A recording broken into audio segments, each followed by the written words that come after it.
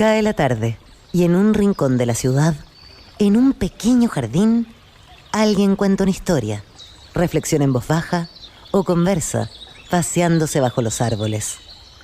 Es hora de volver a casa, bajar la velocidad y darle tiempo al tiempo. Christian Warnken nos abre la verja de su jardín para que respiremos aire puro y oxigenemos el espíritu. En Pauta, aquí comienza Desde el Jardín, una presentación de Fundación Irarrázaval, desde 1920, al servicio de la educación, humanismo y técnica, y Grupo Viva, promoviendo la sostenibilidad en la empresa y los barrios. Lo esencial de toda exploración será volver al propio jardín y ver las cosas por primera vez, decía el poeta T.S. Eliot. Queridas y queridos radiovidentes que al escucharme me ven en mi jardín, en Antofagasta, en el norte, Temuco en el sur, Valparaíso y Viña del Mar en la quinta región, también en Santiago y los que nos siguen por pauta.cl y por Spotify. Ya estoy dentro de mi jardín y voy caminando, como una vez lo hago a la semana, al patio de la escuela. Ustedes saben que una de mis pasiones es la educación y justamente esa es la escuela donde siempre me encuentro con ella y me encanta oír su voz. Muchas de las cosas que hemos menester tienen espera, el niño no. Él está haciendo ahora mismo sus huesos, criando su sangre y ensayando sus sentidos. A él no se le puede responder mañana, él se llama ahora. Esas frases rotundas, tremendas que encontramos en el pensamiento de Gabriela Mistral, tanto en su poesía como en su prosa. Él se llama ahora, el niño. Otra frase que tiene que ver con lo que vamos a conversar hoy día. En el principio era la tierra, dice Gabriela Mistral. No en el principio era el verbo, en el principio era la tierra. Y justamente, y a propósito de quien nos va a acompañar hoy día en esta conversación aquí en el patio de la escuela, alguien que ha desarrollado un proyecto muy interesante que tiene que ver con ese principio que es la tierra, me acordé de un poema del poeta alemán Federico Hölderlin, poeta que vivió entre 1770 y 1843. Tiene un hermoso poema sobre los robles, ¿no? Y habla con los robles, se dirige a ellos, y en un momento determinado, él dice que de alguna manera, en un mundo domesticado, vosotros os erguís como un pueblo de titanes, ¿no? Ninguno de vosotros, le dice Hölderlin, el poeta, a los árboles, a los robles, ha pasado por la escuela de los hombres y os abrís paso libres y gozosos desde vuestras potentes raíces hacia lo alto, unos contra otros, y como el águila a su presa, atrapáis el espacio con brazo poderoso. Es decir, esos robles tienen su propia escuela, han tenido su propia escuela, que es el bosque, que es la naturaleza. Pero nosotros también, como seres humanos, y eso lo entendieron pensadores como Rousseau, poetas como Hölderlin y tantos otros educadores, entre ellos Gabriela Mistral, también tenemos una escuela alternativa a la escuela en que el profesor está ahí parado, con un banco y los alumnos en otros bancos escuchando una lección. Por supuesto que hay momentos que tiene que ser así, pero hay una escuela abierta, y esa escuela abierta es la naturaleza. En nuestro Chile son los bosques, ¿no? Que son verdaderas catedrales naturales, donde todos los niños de Chile debieran ir con sus profesores, con sus padres, a conocer cada uno de los nombres, a tener la experiencia de lo que significa internarse en el bosque chileno. Bueno, en Chile están surgiendo iniciativas, y en el mundo, muy interesantes de entender, y sobre todo después del encierro de la pandemia, que todo el espacio que tenemos alrededor nuestro, quienes vivimos en el sur, quienes viven también en el norte, incluso en el Valle Central, en lugares, digamos, que no sean grandes megápolis, nos encontramos con esa escuela abierta que es la naturaleza. Y la ocupamos tan poco, somos alumnos flojos los chilenos de esa naturaleza. Vivimos de espalda muchas veces a esa naturaleza.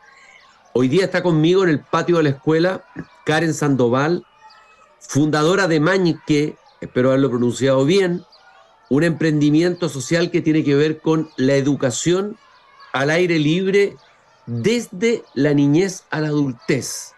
Y esto en ni más ni menos que la Patagonia chilena. Hablábamos de Gabriela Mistral. Su experiencia como directora del Liceo de Punta Arenas fue una experiencia decisiva. De ahí salieron algunos de los más importantes poemas del libro Desolación. Y quiero saludar hoy día, esta tarde, aquí en el recreo del patio de la escuela, a Karen para que nos cuente qué significa este proyecto de educar al aire libre, educación al aire libre, qué es lo que significa, qué es lo que es esta fundación o centro. Ella nos va a explicar, de nombre Mañque, por qué se llama así. Karen, muy bienvenida, un gusto de conversar contigo esta tarde aquí en el patio de la escuela. Hola Cristian, bueno, y a todos quienes escuchan también cierto, el programa, gracias por la invitación primero. Hablar de una temática que hoy día está como bien en boca del mundo, diría yo. Gracias por la invitación, gracias también por abrir espacios para poder hablar sobre un modelo educativo tal vez diferente o menos conectado con nuestra naturaleza. Hemos perdido esa conexión con el paso de los años y las escuelas públicas también lo han perdido. Entonces, nosotros vivimos en la región de Aysén, somos súper privilegiados, somos súper afortunados. Ahora, nos movimos a vivir hace ya casi 10 años que vivimos acá, también movidos, ¿no?, por la belleza de la naturaleza y la cultura que rodea este territorio. Y desde aquí Mañque nació en Santiago, producto de que queríamos hacer, yo siempre cuento la historia porque hemos hecho un montón de cosas. Esta es una organización con fines de lucro que también tiene una fundación hace muy poquito y que hemos descubierto que el trabajo colaborativo y asociativo con muchas organizaciones de los territorios es lo que nos ha permitido hoy día trabajar desde las escuelas públicas, que nos ha permitido, ¿cierto?, impactar a distintas edades o grupos etarios con distintos tipos de actividades y programas y lo que te puedas imaginar. Pero seguimos siendo una organización que en el fondo va a caer, y quiero hacer una excepción, que va a caer dentro de estas organizaciones con fines de lucro. Somos una empresa social porque trabajamos desde ahí, desde lo ambiental, desde lo social, desde lo educativo, profundamente, con compromisos súper importantes que no podemos dejar de lado.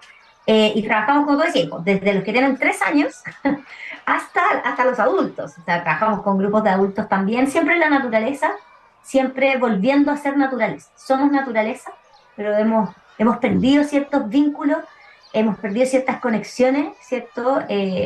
Producto de la vida misma, porque la vida corre, porque hay necesidades que también van mutando, van cambiando. Un sistema también que nos empuja, ¿cierto?, como a estar a lo mejor un poquito más desconectados. Estamos acá, estamos felices de estar en este territorio. La Patagonia es desafiante. Uno dice, oye, esto es maravilloso y todo. Sí, todo lo que queráis. Pero es súper desafiante. Sí, claro. Y como todos los territorios, yo creo, donde uno vive, que están más alejados de la zona centro del país, ¿verdad? Todos tienen características y tienen ciertas necesidades que son peculiares de cada territorio, de cada contexto social, socioeducativo también en el cual nos movemos. Karen, ¿qué es lo que significa? ¿Cuál es el nombre Mañque? Significa cóndor en mapudungún. Cóndor en Mapudungún, qué hermoso. Sí. ¿Y cómo surge? A ver, ¿cómo surge, cómo se articula, cómo opera, cómo funciona esta, yo no sé si le dije fundación, en realidad esta empresa social que se llama Mañque, que trabaja con gente, niños y adultos, ¿no? O sea, un rango etario bastante amplio, llevando adelante esta educación al aire libre? O sea, surge primero porque yo soy profesora de formación, ¿sí? Y nosotros con mi familia vivíamos en el campo cuando éramos chicos, entonces la naturaleza ha sido siempre parte de mi vida. Y luego nosotros vivíamos también en un contexto rural donde era súper difícil, cuando fuimos creciendo, ir al colegio. El colegio estaba súper lejos. Entonces nos quedábamos en la casa de los tíos en el pueblo para poder ir al colegio, y los fines de semana nos íbamos a la casa al campo. Hasta que ya crecimos y mi mamá dijo, bueno, no puedo tener a los 3, somos 3 hermanos, en las casas de la gente, sino que hay que moverse a la ciudad. Y eso también generó un cambio como bien bien rotundo, porque de pasar a abrir la puerta y estar arriba de los árboles y estar jugando todo el rato en esta naturaleza, y vivíamos en San Bernardo, entonces muy cerquita de Santiago, nos pasamos a la ciudad, po, donde yo no podía abrir la puerta en la calle porque estaban los autos y todo.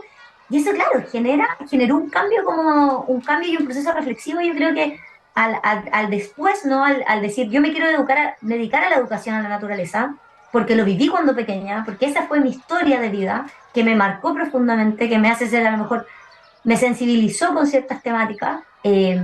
Y estudié pedagogía porque siempre me gustó enseñar, siempre me gustó estar con niños, con ellos, siempre me gustó, esa era mi pasión.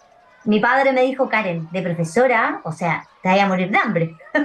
¿Cachai? Esa era como un poco... Y yo, bueno, pero a mí me gusta, po, esto es lo que yo quiero. Entonces, tengo súper arraigado la educación en mi vida. A mí me encanta, a mí me apasiona, yo lo paso bien, yo lo disfruto un montón. Entonces, de ahí, con los años, hace ya casi 10 años, más, perdón, 11 años, surge Manque Chile, y yo le contaba a mi hermano cuando empezamos con este proyecto, en algún momento nosotros vamos a hacer educación en la naturaleza, le dije yo. En algún momento, a lo mejor no es ahora que estamos en Santiago, pero en algún momento va a ser. Y hace casi 10 años, cuando me vine a vivir a Aysén, pasé un año conociendo la cultura, ¿verdad? Y entendiendo cómo se movía este territorio. Yo había venido como de vacaciones, clásico que uno va a conocer ciertos lugares, pero nunca viví. Yo quería vivir en la Patagonia, yo quería saber lo que era vivir el territorio, habitarlo, realmente habitarlo. Y en un momento dije, estoy lista, estamos listos para empezar a trabajar la educación al aire libre. Y empezamos con programa en el verano, que se llamaba La Escuelita al Aire Libre. Entonces, claro, había una necesidad, porque los niños dejan de estar en el colegio, po.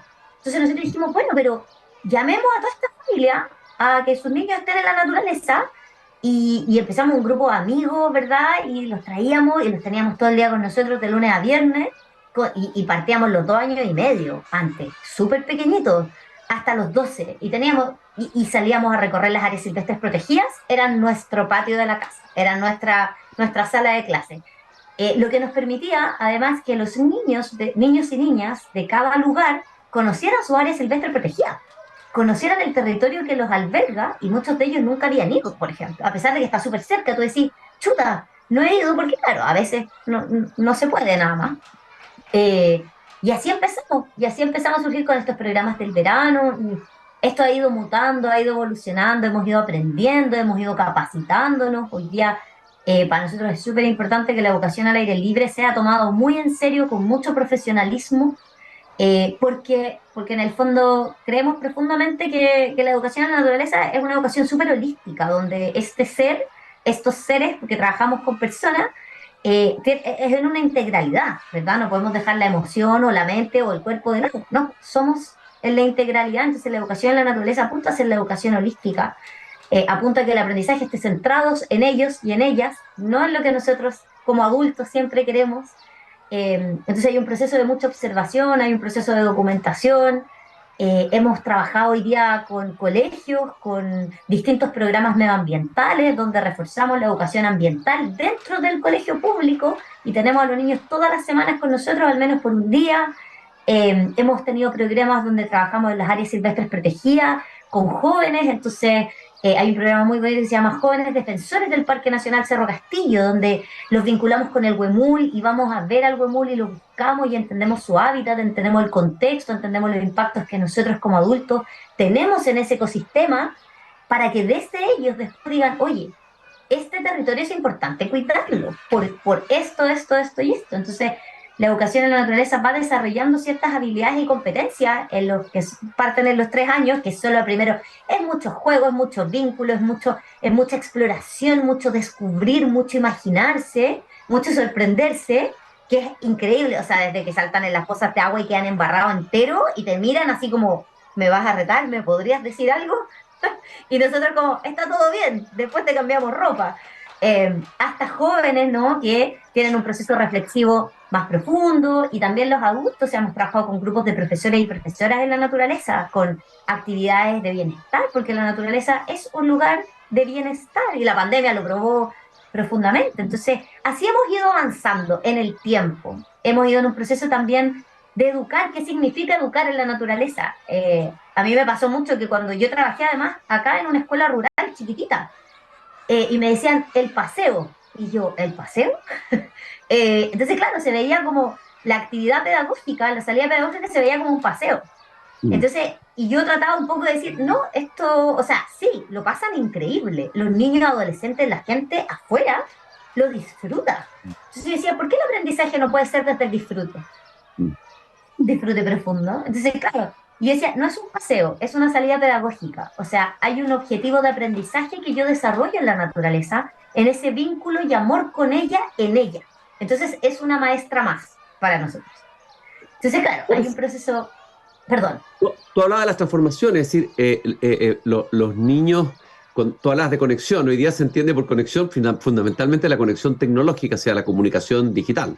Eso ha pasado a ser casi una realidad paralela y nos autoabastece, podemos quedarnos encerrados en los lugares donde estamos sin ni siquiera salir al propio jardín, por decirlo de alguna manera, ¿no? Convertirnos en extraterrestres en nuestro propio jardín. Y nos convertimos en extraterrestres en nuestra propia tierra, ¿no? En nuestro propio territorio. ¿Qué significa esta reconexión? ¿Cuáles son las transformaciones que ustedes han visto? Me imagino que las han estudiado o las han ido estudiando.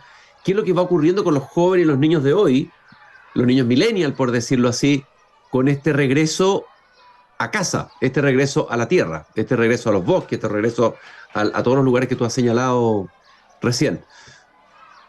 Yo creo que tomo eso de ti como el regreso a casa, que la naturaleza es la casa, ¿no? Y es una casa para todos nosotros y nosotras. Es bien lindo el proceso de transformación, porque lo que hacemos efectivamente, lo que tú dices, es la conexión, ¿cierto? Y claro, hay hartas familias que están buscando precisamente lo opuesto. Están hoy día buscando que sus hijos, hijas, estén mucho menos conectados en el computador o en el celular, ¿verdad? Como en algo tecnológico, y que conversen más, que puedan expresarse de otra manera, que se interesen por otras cosas. Entonces, los procesos que vemos en los más chiquititos, por ejemplo, que parten en los 3 años, 2 años y 8 meses, 3 años, van desde que llegan a contar después a su casa todo lo que hicieron, primero, así como es como, siempre dicen los papás, es como que me vomitó información de lo que hice, a quien vio, o sea, tengo el claro ejemplo de una peque, que es mi sobrina, de 3 años, que vive en Arica, y cuando vino la primera vez a Patagonia, y vino al programa de verano Bosque Escuela, ella se quedó grabada con el Martín Pescador. Entonces le contaba después a su papá, en una llamada, le decía, el Martín Pescador me habló, y come no sé qué, y vive no sé dónde, y mañana vamos a ir a ver si lo encontramos de nuevo. Hoy día tiene 5 años y todavía recuerda todo el ciclo del Martín Pescador y dónde vive y cómo es su casa. El proceso de conectarse con un ser que a lo mejor solo lo viste y que te dijo, que te sorprendió, porque al final lo que pasa con estos niños más pequeñitos es que la capacidad de sorprenderse, la capacidad creativa está tan exponencialmente desarrollada en la naturaleza porque la naturaleza tiene muchos estímulos, pues, y nosotros no restringimos ninguno. Entonces, hay una capacidad de crear, hay una capacidad de comunicarse mucho mejor cuando terminan, por ejemplo, 3, 4 semanas o 6 meses o un año con nosotros, que los padres nos lo dicen. O sea, la capacidad que tiene de poder comunicar algo, la capacidad que tiene de hacerse cargo de sus cosas, porque los más chiquititos desarrollamos mucho la autonomía, desarrollamos mucho la comunicación asertiva, desarrollamos mucho la propiocepción corporal, ¿no? Como dónde me muevo, cómo me muevo. Entonces el desarrollo motor está puesto al servicio de un programa de estas características, porque están todo el día afuera. O sea, están todo el día, están 6 horas de su día en la naturaleza. Comen, beben agua de los riachuelos. Entonces hay un desarrollo motor, hay un desarrollo cognitivo y hay un desarrollo socioemocional que las familias lo han manifestado mucho. Después de las encuestas que nosotros hacemos, como que está la evidencia de eso también, entonces es súper potente. Mejoran su vocabulario, por ejemplo. Llegan hablando y usan terminología, saben cómo se llama un ave, saben cómo se llama un arbolito. Y saben Claro, tiene que aprender los nombres propios de los árboles, de los pájaros, de los seres, que es una variedad tremenda, grande. Es gigantesca. Sí. Tú hablaste del bosque escuela. A ver, ¿en qué consiste, si tuvieras que describir alguna de las actividades de ese bosque escuela? ¿Cómo funciona ese bosque escuela? Lo hacen también con colegios, ¿no es así? O sea, en convenios con colegios. Después te voy a preguntar algo sobre eso, pero hablemos del bosque escuela. El bosque escuela y siempre decimos, es más que una metodología de enseñanza-aprendizaje. porque es una enseñanza holística donde no tiene un rango etario. Se cree mucho que está muy enfocado en los rangos más chiquititos, en la primera instancia, pero la verdad es que es aplicable a cualquier grupo etario, porque tiene ciertos principios. Esos principios están centrados en este participante, ¿verdad? Está centrado en desarrollar habilidades socioemocionales, está centrado en poner foco en ciertas cosas que para esas personas son importantes, bueno, etcétera. Tiene continuidad, pero un día en el Bosque Escuela Luce, ellos llegan, por ejemplo, y después de saludarnos, porque el saludo es importante, hay rituales, ojo, como que uno dice ya esto, no es como chao, todo el mundo libre, no, hay rituales, o sea, llegan, dejan su mochila en un lugar, ¿verdad? Nos saludamos, sabemos cómo amanecimos, cómo dormimos, por ejemplo, que es tan importante como cómo llegan a este espacio. Hay algunos que durmieron mal, hay algunos que se levantaron tarde, hay algunos que salieron corriendo a la casa, y uno lo nota inmediatamente, porque la energía de ellos como que cambia. Y luego de eso hay mucho juego y hay mucha exploración. Entonces, es de acuerdo a en dónde está poniendo foco este niño y esta niña. ¿Qué está preguntando? ¿Qué le ha llamado la atención? ¿Cómo está ayudando a su compañerito o compañerita que está teniendo algo, dificultad para cruzar, para caminar, que se le cayó algo? ¿Dónde se queda observando? ¿Y qué toca? ¿Qué huele? ¿Qué quiere incluso probar? Porque hay algunos que prueban todo por los sentidos, ¿no? Entonces, hay mucho juego y hay mucha exploración libre y una está ahí para facilitar ese proceso de aprendizaje, que es súper distinto. Entonces, claro, uno tiene que tener como las competencias y todos los sentidos súper abiertos para poder ir mirándolos. Y también el Bosque Escuela luce muy distinto a un formato más tradicional o formal porque son grupos pequeños. Entonces, imagínate, nosotros trabajamos una adulta cada 3 niños. Entonces, en un grupo de 12 yo tengo 4 adultas. Entonces, el foco está puesto en ellos. Pues. No está puesto en otra cosa. Está realmente puesto en esos intereses para poder ir fomentándolos, impulsándolos y apoyando ese crecimiento y esos intereses que son propios de estos rangos etarios. ¿Cuál es el impacto que tiene, perdón, Karen, este tipo de actividades en las escuelas que ustedes hayan visto? ¿Qué pasa con los colegios que se atreven a aventurarse en este bosque escuela o en otra de las iniciativas que ustedes hacen? ¿Cuáles son las transformaciones que ustedes van viendo y qué les cuentan los colegios sobre lo que pasa, el impacto de la actividad que ustedes hacen? Primero que están esperando que llegue el día del bosque escuela. Como que lo esperan. Esperan que llegue el momento. Al principio hay mucha ansiedad y luego esa ansiedad va disminuyendo porque ya saben a lo que van, ¿no? Ya saben a lo que van a ir a ciertamente experimentar. Empiezan dentro del aula luego, ¿verdad? Ese nivel de ansiedad también bajó. Entonces ya tienen una capacidad de poder concentrarse, por ejemplo, mucho más por un periodo de tiempo un poquito más largo. Aprenden a ser más autónomos. ¿Por qué? Porque en la naturaleza nosotros es algo que fomentamos mucho. Entonces, desde el hacer algo por ellos mismos y no esperar que nadie se los haga, entonces fomenta mucho la autonomía y también la capacidad de comunicarse, como, ok, entonces ahora estos adolescentes, estos niños y niñas, me están diciendo exactamente esto es lo que me puede pasar, o esto me molestó, por ejemplo, o esto no lo quiero hacer por esto y esto. Entonces, una capacidad de comunicarse asertivamente mucho mejor.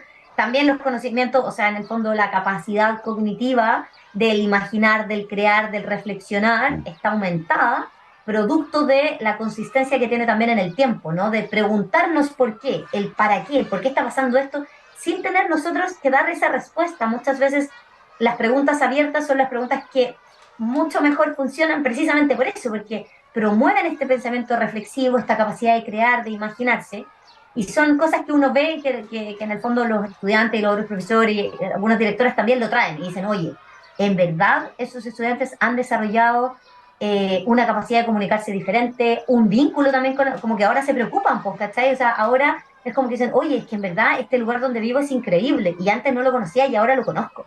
Entonces ahora lo entiendo también. Karen, entiendo que han venido niños de otros países, Costa Rica, Perú, Uruguay, que ustedes hicieron un seminario internacional de educación en la Patagonia chilena en octubre, ¿es así? A ver, cuéntame un poco, brevemente de eso. Así es.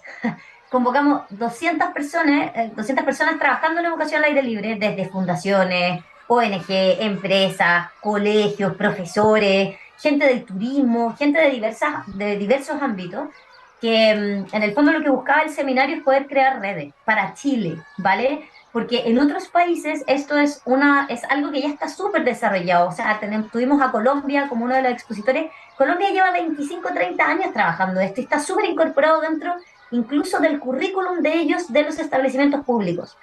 Entonces, este seminario trajo vino gente, expositores desde Inglaterra, de México, de España, de Colombia, de Estados Unidos, de Chile, más todos los participantes, que vino gente de todo Chile, desde Copiapó al sur, y vino gente de Argentina, teníamos gente de Colombia, y tuvimos gente que no alcanzó a venir, porque la verdad es que, claro, venir a Patagonia también no es un costo menor. El viaje, los vuelos, esta región es una región que está bastante desconectada del resto del país, donde tenemos pocos vuelos, pocos horarios de vuelo, entonces también hay un tema de conectividad importante. Pero el principal, yo diría como los principales focos fue en hacer red, en entender que en Chile están pasando en muchos lugares de Chile, hay gente involucrada, trabajando en la educación al aire libre de manera muy profesional, muy seria, generando grandes impactos en sus territorios, contextualizados, y eso es tremendamente positivo. Conocerse, tú estás haciendo esto, oye, ¿cómo yo entonces lo puedo hacer donde yo estoy? Esa conexión, ese vernos las caras, ese compartir, ese dialogar, ese reflexionar, es por primera vez que se hacía en Chile. Pasó aquí en Patagonia, nos llovió todos los días, nos nevó. O sea, las 4 estaciones, alguien me decía, yo había escuchado que la Patagonia tenía 4 estaciones en un día, pero ahora lo creo, absolutamente. La hemos vivido todas. Y fue muy bonito, fue muy gratificante. Mucho que mejorar para el próximo año, evidentemente.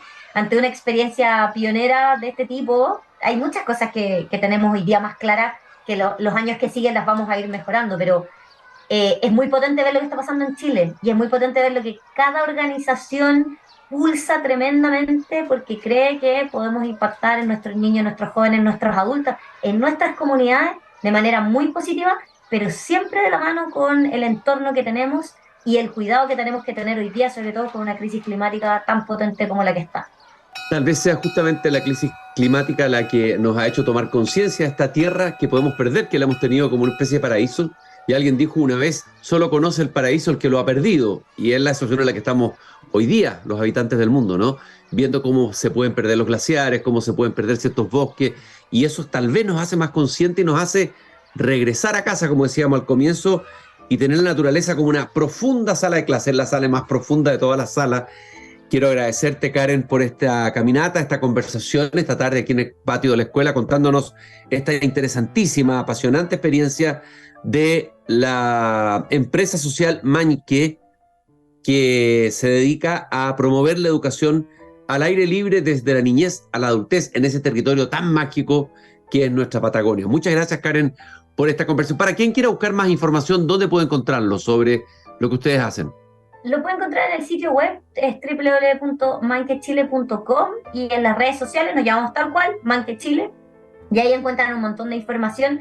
Está el sitio también del seminario, que es el ciealpatagonia.com, que va a albergar un montón de otra información que va a estar muy disponible también como un recurso pedagógico, así que estamos trabajando en eso es lo que se viene, para que esto dé para todas partes. En el fondo lo que queremos es más gente, más personas adultas, niños, jóvenes, familias, en la naturaleza, aprovechándola y cuidándola, como tú decías. Yo te agradezco profundamente la invitación por traer también esta temática al jardín, hablar desde ahí, desde nuestra casa hacia afuera. Desde ese gran jardín que es la Patagonia. Muchas gracias, Karen, un gusto haberte conocido. Saludo a todo tu equipo de este precioso proyecto. Saludar a todos los queridos radiovidentes. Mañana nos volvemos a encontrar a la misma hora. Recordar que nos acompaña, como siempre, Fundación Irarrázaval y Grupo Viva, comprometido con la sostenibilidad de los barrios y la cultura en la empresa. Mañana vuelvo a abrir la verja de madera de mi jardín a la misma hora de siempre, a las 8. Escúchenos en pauta.cl y también en Spotify. Hasta mañana. Es hora de cerrar la verja de madera del jardín. Pero Christian Warnken la volverá a abrir todos los días de lunes a viernes a las 20 horas en Radio Pauta, cuando comience de nuevo Desde el Jardín. Una presentación de Fundación Irarrázaval, desde 1920, al servicio de la educación, humanismo y técnica.